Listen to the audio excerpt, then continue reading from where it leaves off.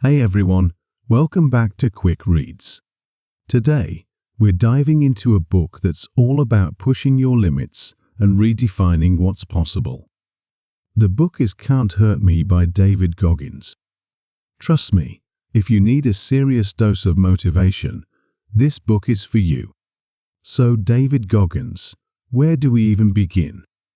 This guy has been through it all: abuse, racism, obesity, you name it. His story starts in a small town in Indiana, and it's not a pretty picture.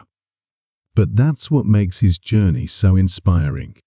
He went from rock bottom to becoming a Navy SEAL, an ultra-marathon runner, and a living legend of mental toughness. One of the first concepts Goggins introduces is the accountability mirror. Now, this isn't just about looking at yourself every morning. It's about facing your deepest insecurities. Goggins would write down his flaws on post-it notes, things like "I'm fat" or "I'm dumb," and stick them to his mirror. Every day, he'd confront these harsh truths. It sounds brutal, but it's all about being brutally honest with yourself. How often do we make excuses or avoid the things we don't like about ourselves? By holding himself accountable, Goggins took control of his life. And this is something we can all do. It's not about beating yourself up, but about being real and taking steps to improve. Next up, Goggins talks about callousing your mind. Think about it like lifting weights. Just as you get calluses on your hands, you can toughen your mind by facing adversity head-on.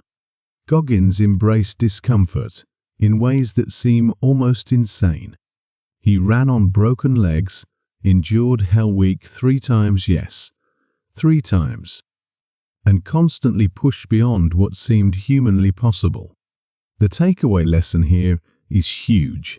Every time you face a tough situation and push through, you're building mental resilience. It's like training your brain to handle more and more.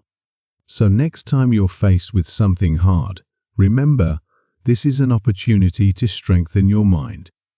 Now, let's talk about the 40% rule. This one is a game changer.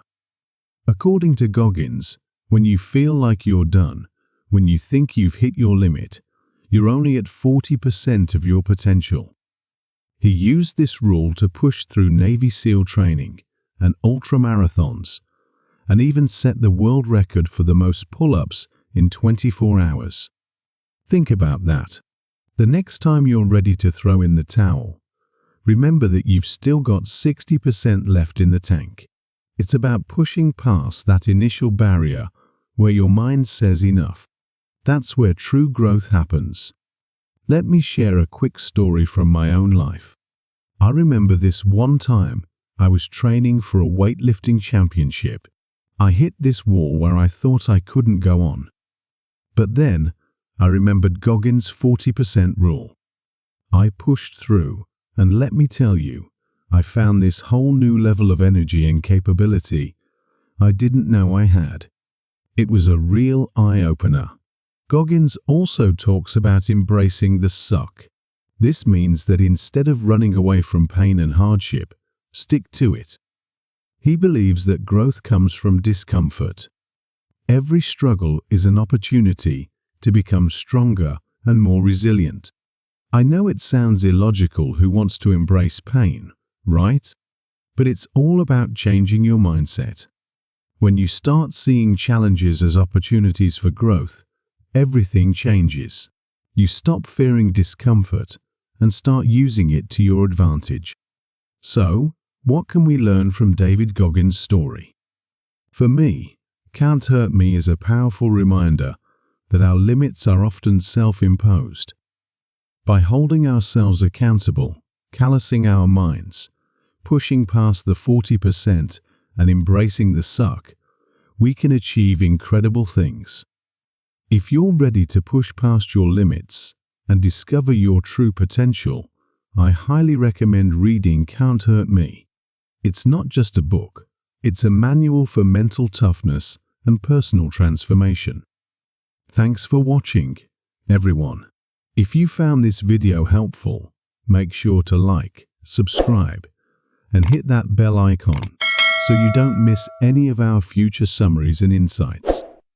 Let me know in the comments if you've read Can't Hurt Me and how it's impacted your life.